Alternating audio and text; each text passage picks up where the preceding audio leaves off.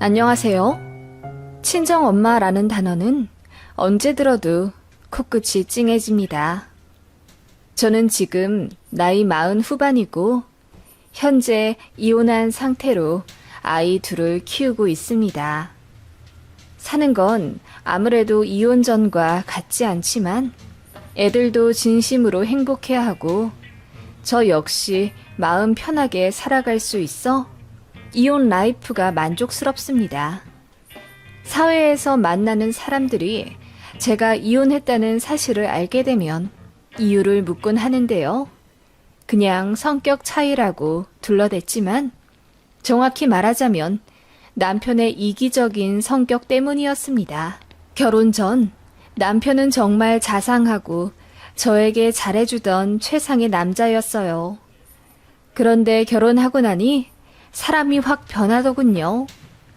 그런 일은 TV나 인터넷에서만 들었고 정말 제 남편이 그렇게 되리라고는 상상도 못했는데 정말 사랑과 전쟁에서 나오는 나쁜 남편이 되더라고요. 그것도 첫 아이 낳고 나서부터 본격적으로 저에게 성질을 부리곤 했습니다. 저는 공무원이라 출산과 육아 휴가가 자유로운 편이었기에 아이 임신 막달부터 휴가를 써서 집에 있었는데 남편이 저더러 애 낳자마자 다시 복귀하라고 하더군요. 이유는 산후조리원 비용이 너무 비싸니 그 값을 치르라는 거였습니다. 그것 때문에 엄청 싸웠었네요. 결혼하는데 돈도 많이 들어갔는데 산후조리 비용이 400만 원이나 하네? 거길 굳이 들어가서 조리할 필요 있어? 그냥 집에서 편하게 있으면 그게 산후조리지. 난 여자들을 이해할 수가 없어. 당신이 그렇다고 휴가 내서 우리 둘을 봐줄 것도 아니잖아. 아이 낳고 당장 나 혼자 갓난아기를 어떻게 보라고. 내 몸 추스리기도 힘든데 밤낮으로 울어대는 신생아까지 보라고? 요즘 여자들 너무 나약해서 문제야. 옛날 사람들은 애 낳고 바로 밤매러 나갔다더라. 그래서 산후풍이며 골다공증이며 고생 많이 하시는 거 몰라? 아니, 나도 저렴한 곳으로 골라서 들어간 거야. 그걸 그렇게 눈치를 줘? 내가 낳는 아이는 당신의 아이이기도 해. 제가 그렇게 이야기하며 너무 서운하니 이 이야기를 친구들에게 물어보겠다고 했어요. 그랬더니 왜 남편 망신을 주냐며 펄쩍 뛰더군요. 자기가 생각해도 너무 이기적인 말을 했다는 걸 분명히 알면서 저에게 그렇게 못된 말을 했던 거였죠. 남편은 그 이후에 저에게 사과하며 곧 아이 태어나면 돈도 많이 들어가고 또 아빠가 된다는 것에 자신이 없어서 이런저런 복잡한 생각 때문에 본인도 예민해졌었다고 했습니다. 저는 그때 남편에게 너무 서운하여 이혼 생각까지 들었지만 어쨌든 사과를 제대로 받고 다시는 그런 배려 없는 행동 하지 않기로 약속한 후 아이 낳았네요. 그렇게 아이를 낳아 키우면서도 남편은 딱히 바뀐 점이 없었습니다. 같이 맞벌이 하고 있을 때는 그래도 화장실 청소도 하고 빨랫감도 정리하고 그러더니 제가 육아휴직하고 있을 때는 철저히 모든 살림이 제 몫이 되어야 한다며 양말도 아무데나 벗어놓고 설거지며 청소에 손가락 하나 까딱 안 했어요. 하물며 제가 아이 분유 타주느라 바쁜데 울고 있는 아이도 제대로 봐주지 않았습니다. 아이 보는 것도 제 몫이라면서요. 제가 너무 열이 받아 한 소리 하면 그제서야 인심 쓴다는 듯 아이를 안고 마지못해 달래주던 남편이었죠. 그런 남편 때문에 제가 너무 속이 상해서 살이 엄청 빠졌어요. 그런 저를 친정엄마가 많이 걱정하셨습니다. 저희 집은 친정 부모님이 저 성인 되고 나서 이혼하셨어요. 그리고 아버지는 이혼 후 4년 정도 후에 돌아가셨는데 모든 재산을 결혼한 새 여자에게 넘기셨기 때문에 저희 친정엄마는 평생 고생만 하다 이혼당하고 재산 한 푼 못 받으셨습니다. 그런 엄마를 딱하게 생각한 외가 친척들이 시골에 작은 집 하나를 해주셨고, 엄마는 거기 살면서 근처 사무실에 취직하며 지내다가 얼마 전부터는 아이에 관두고 농사만 지으세요. 고추나 옥수수 같은 걸 심으시다 몇 년 전부터는 근처에 노는 땅을 하나 사서 그곳에 두릅도 시작하셨는데 그게 벌이가 좋으시다 하시더군요. 그래서 1년에 2천만 원 정도는 버시는 것 같고 저랑 제 남동생이 한 달에 10만 원씩 용돈으로 보내드리는데 알뜰살뜰 돈 모아가며 잘 생활하세요. 그런 제 엄마를 저는 늘 자랑스럽게 생각합니다. 제가 공부를 못하든 잘하든 예쁘든 안 예쁘든 늘 사랑해 주시고 용기 주시는 고마운 엄마예요. 바람 피우는 아빠 때문에 속이 상해도 저희 남매 앞에서 단 한 번도 울지 않으셨으며 싸우더라도 꼭 밖에 나가서 싸우셨습니다. 그래서 이혼하신다고 했을 때 많이 놀랐지만 저는 엄마가 얼마나 속 깊은 분인 줄을 알기 때문에 그 결정을 존중해드렸죠. 제 남편도 그런 저희 집안 사정을 잘 압니다. 연애할 때는 저희 엄마 너무 대단하신 분이라며 나중에 결혼하면 모시고 살자는 말도 했었고요. 결혼 허락 받을 때까지만 해도 납작 엎드리던 남편이었는데 결혼하고 나니 장모님 생신날 전화도 한 통 안 하더군요. 저는 시부모님께 꼬박꼬박 안부 인사 드리려 통화도 하고 시댁에 가게 되면 손 걷어붙이고 잡일도 자처하며 착한 며느리 노릇을 했었는데 남편은 처가에 가면 저희 엄마가 해주시는 음식 먹고 내내 누워 자기만 했습니다. 그런 제 남편을 저희 엄마는 박서방이 일하느라 고생이 많네. 여기까지 운전하느라 힘들기도 했겠지. 뭐라고 하지 말고 잘하고 해. 나야 우리 딸이랑 단둘이 시간 보낼 수 있어서 좋은 거지 뭘. 이라고 하며 눈치 한번 안 주시고 늘 사위가 좋아하는 음식 위주로 요리해서 내어주셨던 저희 엄마입니다. 뭐 그렇게 잘난 남편도 아닙니다. 연봉도 저랑 비슷한 그냥 같은 일 하는 공무원이고 결혼할 때 저보다 3천만 원 더 들고 왔지만 시부모님 노후 준비가 하나도 안 되어 있어서 매월 15일마다 50만 원씩 보냈습니다. 저는 10만 원 보내고요. 그런데 남편은 어느 날부터인가 제가 친정에 보내는 돈조차 아깝다고 생각하는지 장모님 요새 벌이 좋으시지 않으셔? 우리보다 돈 더 버실 것 같은데 굳이 용돈을 드려야 하나? 라고 하더군요. 그래서 제가 열이 받아 당신은 아버지 어머니께 50만 원이나 매월 드리잖아. 내가 10만 원 드리는 거 그게 뭐가 그렇게 아깝다고 눈치를 줘? 라고 했더니 자기 부모님은 몸이 안 좋으셔서 어쩔 수가 없답니다. 저희 친정엄마는 건강하니까 일하실 수 있는 것 아니냐면서요. 남편은 집에 오면 힘들다며 소파와 한 몸이 되어 있고 제가 엄마라는 이유로 자녀 양육까지 저에게 다 떠넘기던 사람입니다. 사실 남편은 욱하는 성질이 있어 애들 가르칠 위인은 못 되더군요. 그리고 혼내는 것만 하지 아이에게 칭찬을 한다거나 보듬어주는 정서적인 양육에 대해 전혀 모르더라고요. 가르쳐도 그건 엄마가 하는 거라며 자기는 손 뗀다고 했습니다. 가사일 역시 제가 육아휴직을 2번이나 내며 집에 오래 있었으니 더 잘하는 사람이 해야 한다며 집에 오면 손 하나 까딱하지 않으려 했습니다. 제가 참다 못해 이것저것 시키고 잔소리하면 애들 앞에서 더 큰 소리를 냈었고요. 그래서 아이들이 불안해하고 스트레스 받아 하니 저도 그 꼴 보기 싫어 그냥 참게 되었고요.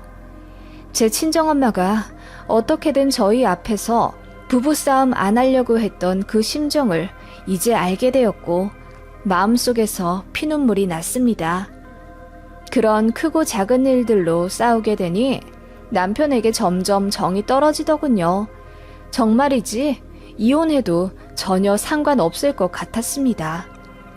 그래도 아이들과 가끔 나들이 할 때 아빠가 있으니 애들도 좋아하더군요. 어쨌든 아이들에게 아빠는 필요한 존재이니 그냥 참으며 살았습니다. 바보 같지만요. 그렇게 아이들이 어느새 다 초등학생이 되었고 그 힘든 유아기를 워킹맘으로 어떻게든 버티며 저도 공무원 생활을 열심히 해나가고 있었습니다. 그러던 어느 날 외사촌 동생의 결혼 소식이 들려왔습니다. 저희는 서울 외곽에 살고 있었고 그 예식장은 저희 집과 멀지 않아서 제가 엄마 보고 올라오셔서 며칠 더 머무르다 가시라고 했어요. 친정엄마는 사위 불편할까봐 저희 집에 자주 안 오셨는데 그때는 엄마가 무릎이 안 좋으시기도 해서 서울의 좋은 병원에서 MRI 한번 찍어보려고 일주일 묵다 가시라고 했어요. 시부모님도 종종 병원이나 경조사를 이유로 저희 집에서 주무시고 가셨으니 당연하다고 생각했습니다. 그런데 남편에게 이야기하니 표정이 싹 바뀌더군요. 결혼식만 보시고 내려가시면 안 되는 것 아니냐며 집도 좁은데 굳이 오셔서 주무시고 가셔야 하냐고 입이 대빨 나와서 이야기하는 겁니다. 무슨 말이야? 2달 전에 시부모님 오셔서 주무시고 가신 건 까맣게 잊었어? 1년에 서너 번씩 시부모님 오실 때마다 주말 내내 새끼 해다 드리고 산책까지 매번 저녁마다 같이 가드렸잖아. 그 말에 남편이 당황한 듯 얼굴이 좀 붉어지더니 아니, 장모님이 고생하시니까 그렇지. 우리 집 오면 당신 힘들다고 요리도 당신이 다 하시고 애들이랑도 놀아주시고 그렇잖아. 내가 죄송해서 그렇다고. 그렇게 죄송하면 당신이 요리해다 드려. 나처럼. 내가 요리를 어떻게 하니? 아무튼 알겠어. 남편은 알겠다곤 했지만 기분 나빠하더라고요. 너무 열받았지만 꼭 참았습니다.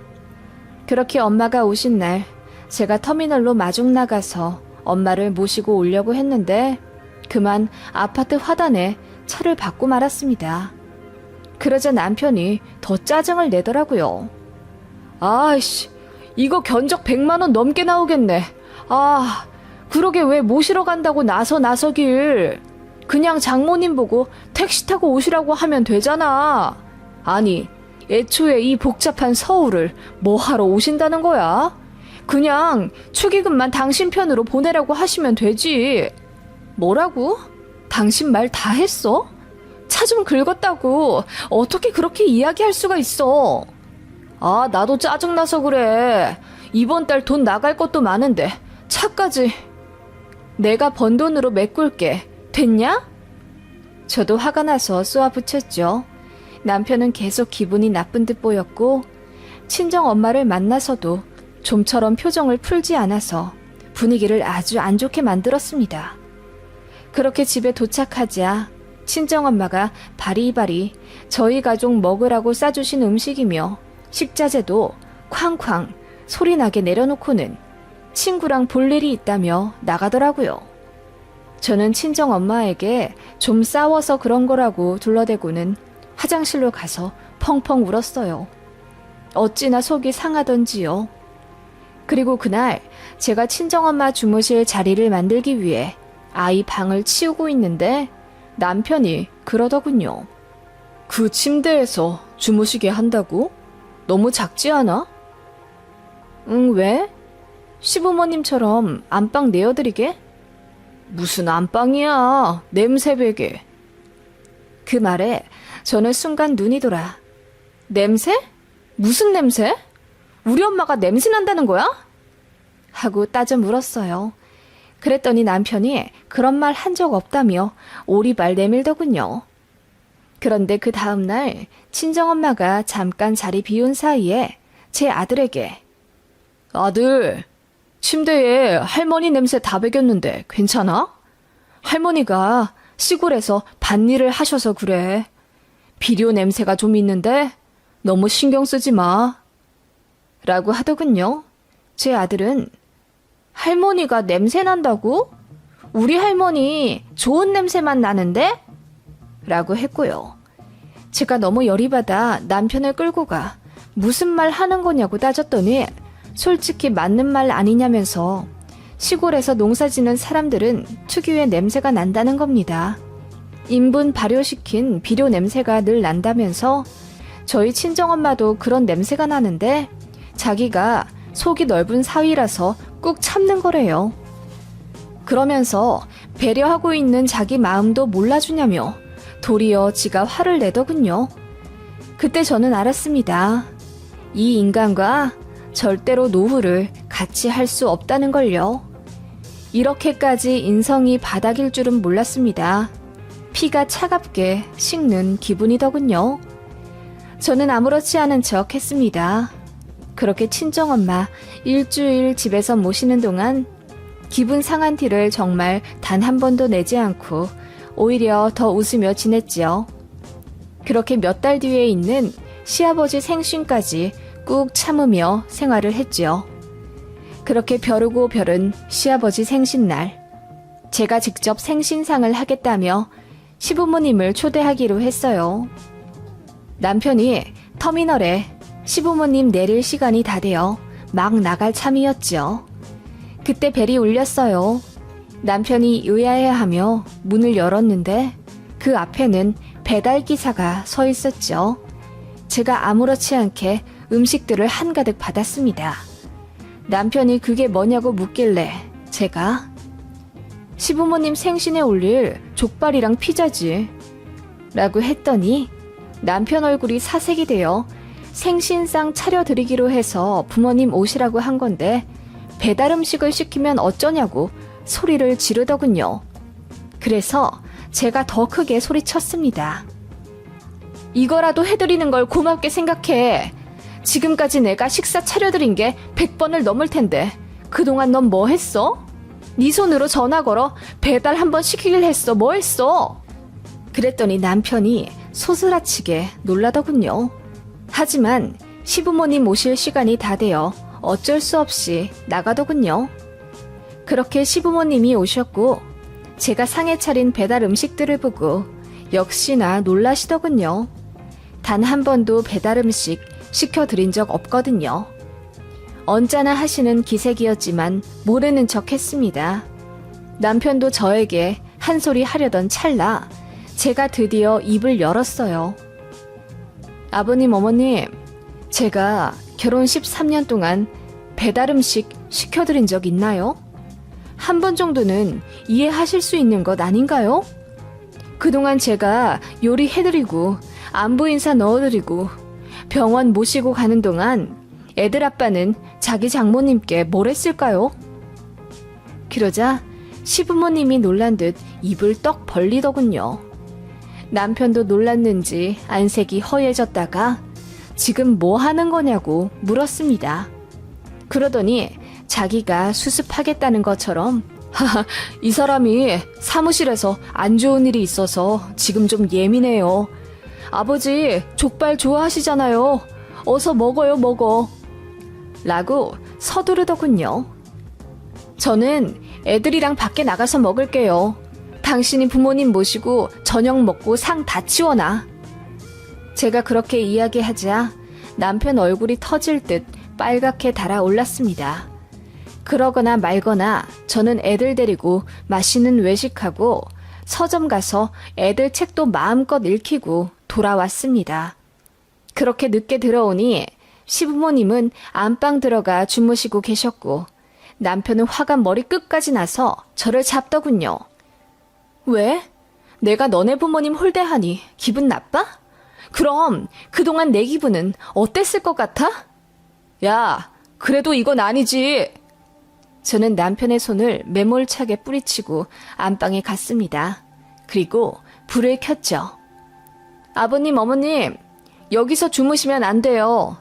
아버님한테 담배 냄새가 얼마나 많이 난다고요. 어머님은 그 싸구려 향수 냄새가 너무 머리 아프게 진동을 해서 여기서 주무시면 안 될 것 같아요. 일어나세요. 거실에 제가 이불 깔아드릴게요. 제가 그렇게 이야기하자 시부모님이 저더러 뭘 잘못 먹었냐며 극대노하셨고 남편은 기절초풍 하더군요. 기다릴 것 없이 바로 입을 열었습니다. 저 이혼하겠습니다. 그러자 남편이 눈이 튀어나올 것처럼 놀라더군요. 그러더니 혼자 날뛰고 난리를 치다가 밖으로 나가버렸습니다. 시부모님은 저를 간곡히 붙잡고 대체 뭔 일이길래 사람이 이렇게 180도 변해버렸냐고 물으시더군요. 그래서 제가 그간 있었던 모든 일을 다 말했죠.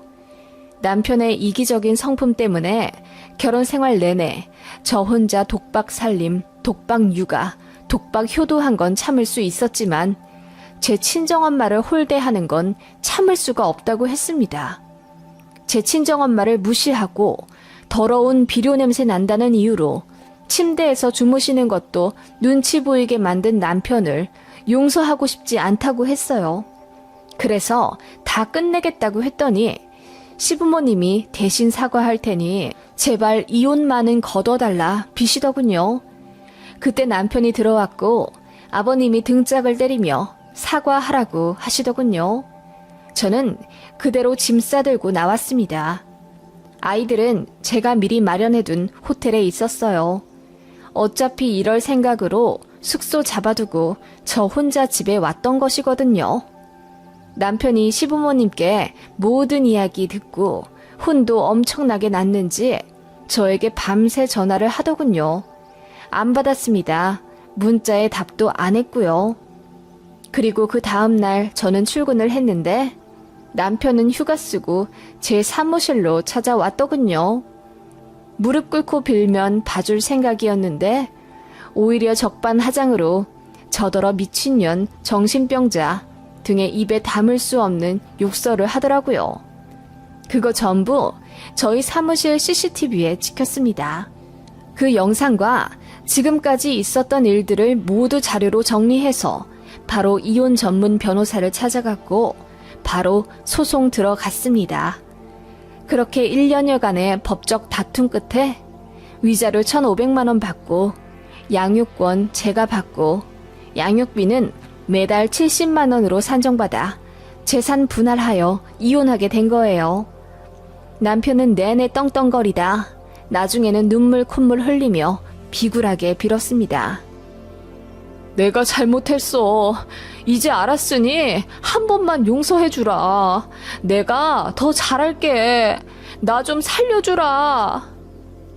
그러거나 말거나 내동댕이 쳐버렸죠. 그냥 제가 버렸습니다. 저는 그 사람 없이도 잘만 살 수 있는 슈퍼우먼이 되어버렸네요. 결과적으로 저와 아이들은 오히려 더 행복하게 살지만 전 남편은 반폐인이 되어 산다더군요. 한 달에 한 번 아이들 만날 때마다 더러운 옷에 누추한 몰골로 나오더군요. 부모님 집에 들어가겠다고 했는데 전시모가 굳고 반대했다고 합니다. 다 늙어서 아들 뒤치다꺼리 해주기 싫다고요. 그러길래 잘 좀 하지 그랬냐며 싸대기도 맞았다더군요. 줄어든 용돈에 잘하던 며느리도 잃고 속이 말도 아니시겠죠. 그때는 참 속 시원했죠. 어쨌든 애들 아빠이니 잘 지내길 바라는 마음까지 드네요. 제 이혼 스토리 어떠세요? 너무 맞지 않으면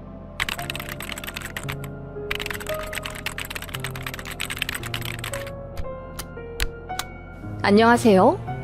막무가내 노답 시어머니를 아주 재밌는 방법으로 퇴치한 30대 중반의 요가 강사입니다. 2년 연애한 남자와 결혼하고 바로 청약 당첨되어 23평짜리 공공임대 아파트에 들어와 쾌적한 환경에서 신접 살림을 시작했습니다. 운 좋게 아이도 바로 갖게 되어 결혼하고 1년 좀 있다가 아이를 낳았죠. 남편은 1남 2녀 중에 막내 아들이에요. 그리고 경찰 공무원입니다. 저는 요가 강사를 하다가 아이 낳고 잠깐 쉬고 있는 상태였고요. 어머님은 처음부터 제 직업을 마음에 안 들어 하셨어요. 몸매 좋은 여자들 아무나 하는 것 아니냐? 요가가 무슨 운동이라고? 그러자 남편이 더 방방 뛰며 저를 감쌌죠.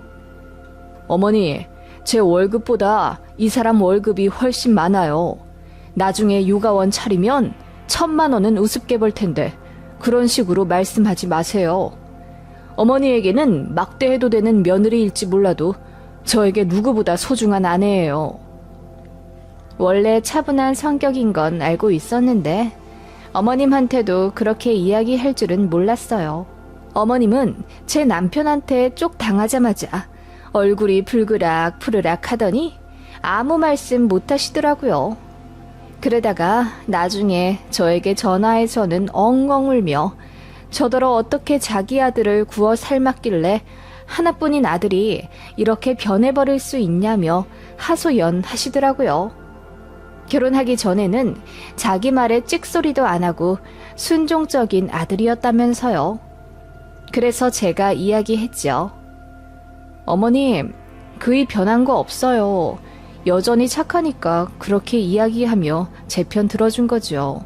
나빴으면 어머님처럼 같이 저를 무시하지 않았을까요? 제가 그렇게 이야기하자 어머님이 한 방 먹은 듯 꿀먹은 벙어리가 되어서 전화를 끊으시더군요.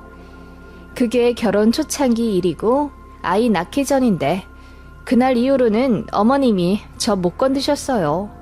그런데 제가 아이 낳고 일을 관두니까 슬금슬금 또 시짜짓을 하려고 하시더라고요. 게다가 저희가 공공임대 아파트 들어가 살게 되니 새집 구경한다는 핑계로 한 달에 3-4번씩 오셨어요. 그때가 제가 임신했을 때라 요가 강사 일을 쉬고 있었을 때였지요. 집에 있다 보면 갑자기 초인종 놀리는 소리에 소스라치게 놀라 인터폰을 보면 어김없이 어머님이셨어요. 어머님은 저희 신혼집과 차로 30분 거리에 살고 있었는데 운전을 잘하셔서 자주 오셨어요. 그게 그렇게 싫을 수가 없었답니다. 어머님 마음대로 저희 신혼집에 찾아오니 자유도 없어지는 느낌이고요. 그냥 오셔서 차나 한잔하고 가시면 상관없는데 꼭 몇 마디씩 제 속을 박박 긁으셨어요. 넌 요가를 오래 했다면서 임신하니 다른 여자들이랑 똑같이 살이 찌는구나. 그럼요. 임신했을 때는 살이 좀 쪄야죠. 넌 좀 다를 줄 알았지. 우리 아들이 너 날씬한 거 보고 좋아해서 결혼한 거 아니니? 어머님, 무슨 말씀을 그렇게 하세요?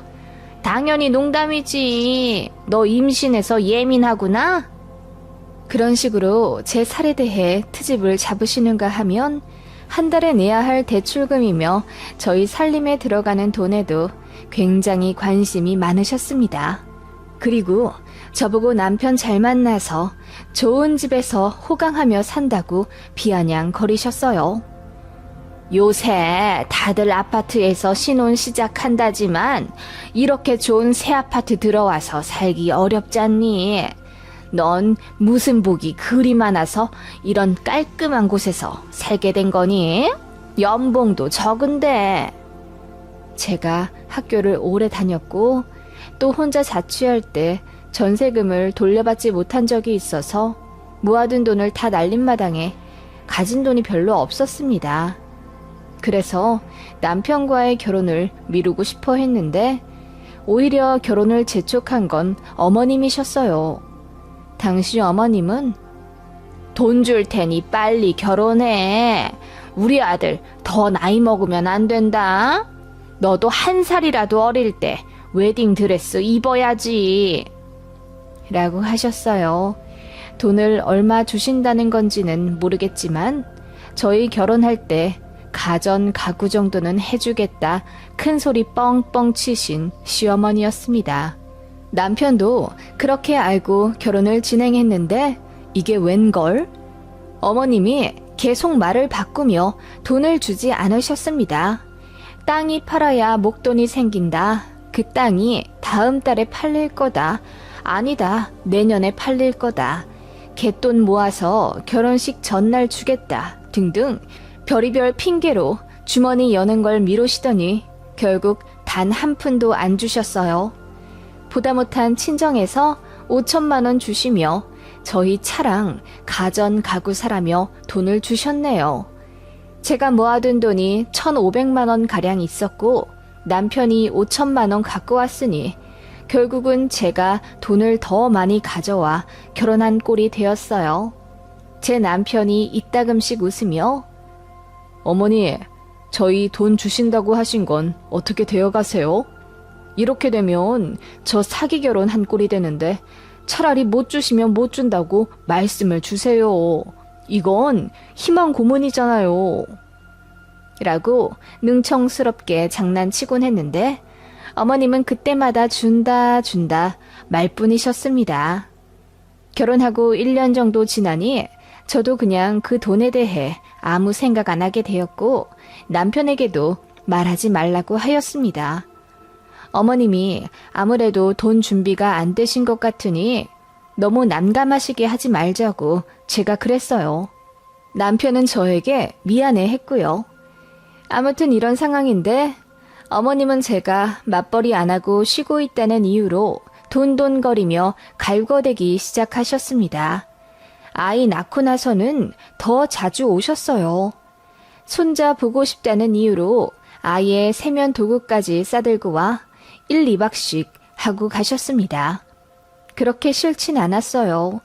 신생아 키우신 분들은 아시겠지만 그때는 정말 고양이 손이라도 반가이 맞게 되거든요. 게다가 남편이 부서를 바꾸게 되어 야근이 느니 차라리 어머님이 오시는 게 저도 편하고 좋더라고요.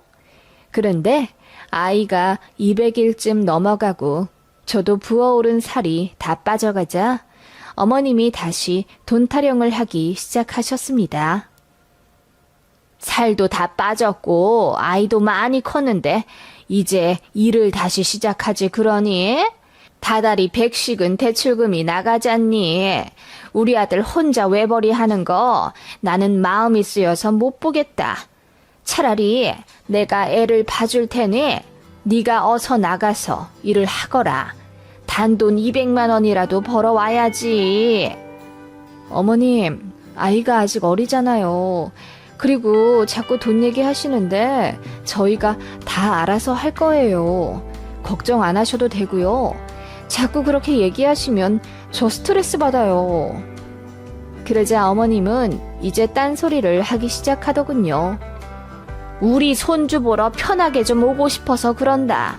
그리고 나도 이 집에 편하게 드나들면 좀 좋니? 매번 나는 손님 취급받으니 그것도 좀 그렇구나. 나는 손님이 아니라 너의 가족이야.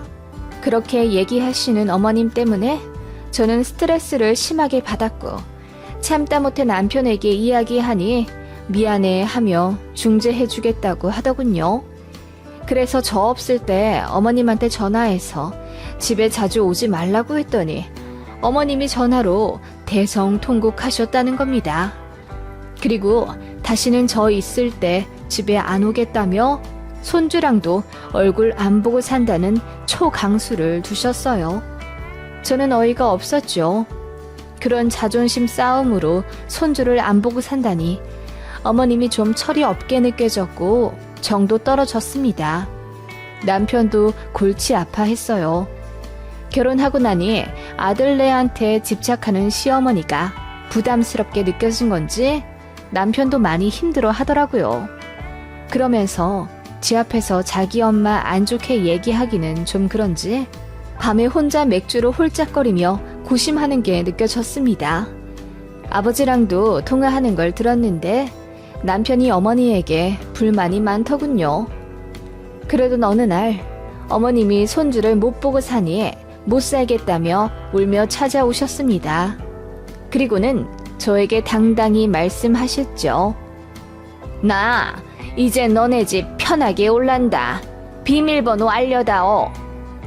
네? 어머님, 그건 아이 아빠도 별로 원치 않을 텐데요. 그깟 현관 비밀번호 알려주는 일에 무슨 우리 아들 핑계를 대니? 너는 내가 아직도 남 같니? 가족 사이에 집 비밀번호는 좀 알고 지내야지. 저는 무조건 남편이랑 상의해서 알려드린다고 했습니다. 그랬더니 어머님이 콧방귀를 뀌시더군요. 그날 밤 제가 남편에게 이야기했습니다. 여보, 어머님이 집 비밀번호 알려달라고 하셔. 이제 어머님 집처럼 편하게 드나드실 거라는데 난 싫어. 나도 그건 아닌 것 같아. 내가 알아서 할게. 당신이 어떻게 알아서 한다는 거야? 그러자 남편은 꽤 오랫동안 생각을 하더니 저에게 계좌번호를 묻더군요. 계좌번호는 갑자기 왜 물어? 나한테 생각이 다 있으니까 어서 알려줘. 그렇게 남편은 저에게 계좌번호를 받아들고는 현관으로 향했습니다. 그리고 집 비밀번호를 제 계좌번호 앞 6자리로 바꾸더라고요. 그렇게 다음 날이 되었고 어김없이 어머님은 저에게 전화를 걸어 집 비밀번호 아직도 알려줄 수 없냐고 앓는 소리를 하시더군요. 저는 남편이 바꾼 비밀번호 6자리를 알려드렸어요. 그랬더니 좋아하며 이번 주 금요일에 가겠다고 하시고 끊으시더군요. 그렇게 약속의 금요일이 되었고 어머님은 제가 알려드린 번호를 누르고 집에 들어왔습니다. 그러면서 볼멘 소리로 무슨 비밀번호가 6자리나 되니? 좀 짧은 걸로 다시 바꿔서 알려줘. 라고 하시길래 제가 아이 아빠가 바꾸더라고요. 그것도 줄여서 앞 6자리로만 한 거예요. 라고 했죠. 그러자 어머님이 무슨 번호냐며 묻더군요. 저는 남편이 시킨 대로 아이 아빠한테 물어보세요. 라고 했습니다. 어머님은 갑자기 너무나 궁금해졌는지 그 자리에서 제 남편에게 전화를 거시더라고요. 그렇게 통화를 하는가 싶더니 갑자기 얼굴이 새하얗게 질려서는 소리를 고래고래 지르며 싸우다가 끊으셨습니다. 그리고 제 앞에서 얼굴이 새빨개진 채로 아무 말도 못하시다가 그냥 가겠다 하시더군요. 식사하고 가시라고 해도 대꾸 않고 나가시더군요. 그리고는 다시 들어와 저에게 봉투 하나를 내미셨어요. 요 앞에서 급하게 뽑아왔다. 미안했다. 일단 이거라도 바꿔라. 어머님 가시고 나서 열어보니 그 안에는 1,000만 원이 들어있었습니다.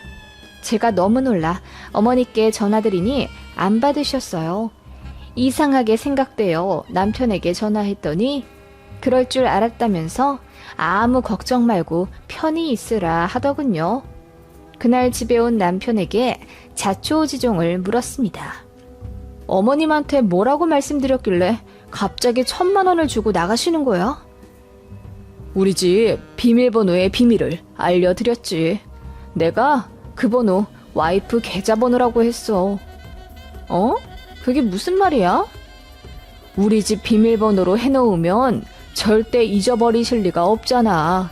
그러면 주시기로 한 돈 빨리 주지 않으실까 싶어서. 저는 남편 말에 기가 차서 왜 어울리지도 않는 장난을 쳤냐고 다그쳤어요. 그러자 남편이 그러더군요. 어머님이 예전에 주식한다고 집안을 한번 말아먹은 적이 있다더군요. 그때 제 남편이 모아둔 돈도 빌려 가셨대요. 그 돈은 제 남편이 20살 때 학부모에게 욕먹어가며 번 가외 알바비였다고 하네요. 그런데 그 돈을 꿀꺽 하시고는 돌려주지 않으셨대요.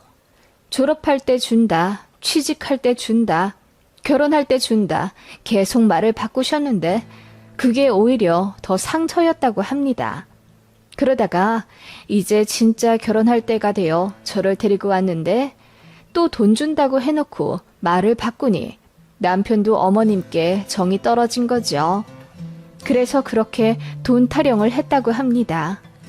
제 남편이 많이 과묵한 편이고 속이 깊은데 왜 그렇게 어머님께 자꾸 돈 달란 얘기를 하나 이해가 안 갔는데 이제 알겠더라고요.